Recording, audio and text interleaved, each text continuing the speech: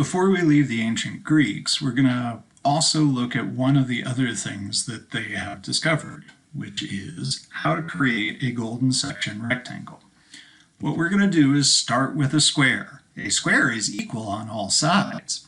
If you were to find the midpoint of one of those sides and then draw a line that would connect the midpoint to an opposite corner and then pivot from this point. So imagine that you are stretching a piece of string and then tracing an arc with that string.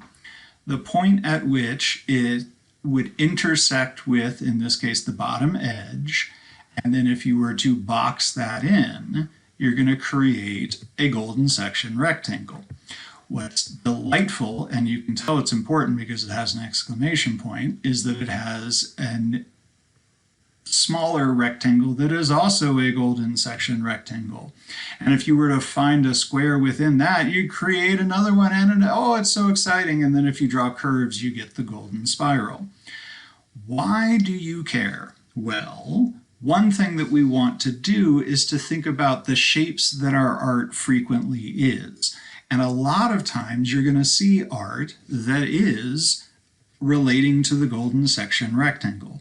Some of you are actually watching this video on a rectangle that is either golden section or its cousin here, the root 5 rectangle. You can see that a root 5 rectangle is essentially two golden section rectangles that overlap on the square.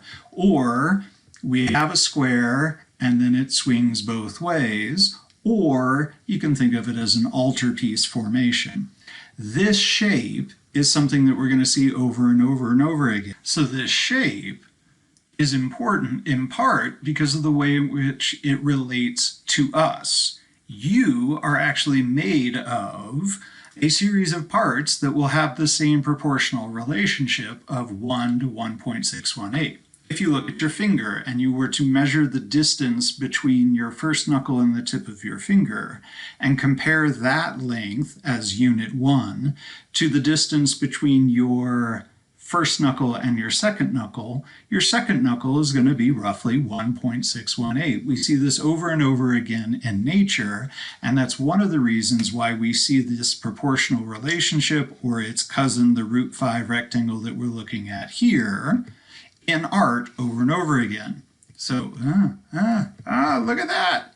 It's the same rectangle. It's also on the Parthenon. It's also on any number of other instances, including your cell phone likely. Now, what we have here is also an interesting opportunity to discuss another definition, another aspect of internal proportions. So we were talking before about how internal proportions are when I am comparing the parts to the whole. So the political cartoon's head is too big for the body is absolutely an aspect of internal proportions. But another aspect of internal proportions is essentially how comfortably does the imagery fit in that rectangle. So when we're looking at this, Leonardo da Vinci's Last Supper, what we're seeing is an image where there is a lot of space. There is a lot of organization, not only in terms of the orthogonals all converging on Christ's head, not only in terms of the Trinity set up by the windows or the full body halo set up by the architecture, but even in the groupings of the figures, we can see Christ isolated because of the way in which the other figures are moving, and those other figures are grouped into 4 sets of 3. So we can see that this is highly choreographed. Also, when we're thinking about the internal proportions, they have a lot of space. They could stand up, they could walk around, they would be able to see each other and live comfortably in this space. So we would talk about this as something that has a really open sense of internal proportions. It doesn't feel crowded.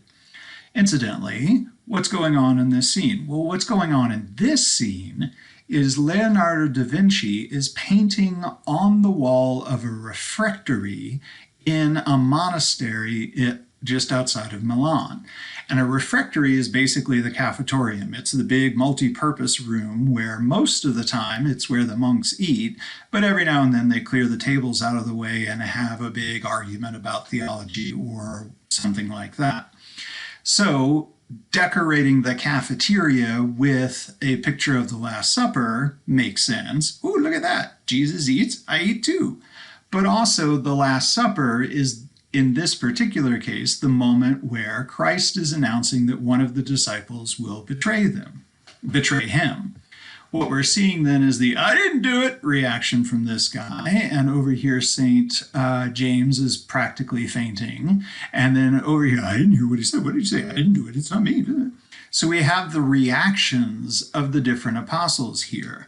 Incidentally, we can tell that this one is Judas because he's depicted as darker than the other ones. That's not racist.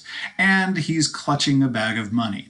So this is the moment right when Christ says, one of you is going to betray me, but it is also the moment in which we enact one of the most important rituals of Catholicism, which is the Eucharist, the breaking of the body and the pouring of the wine as representation of our remembrance of Christ's sacrifice. And so this is something that in terms of Catholic theology is a really important moment.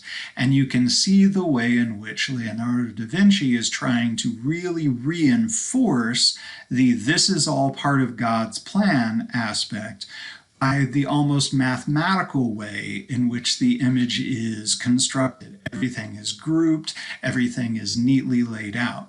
Compare the internal proportions, how big the imagery is to the rectangle, of Leonardo da Vinci's Last Supper with Emile Nolde's Last Supper, where we can see that none of these figures could stand up.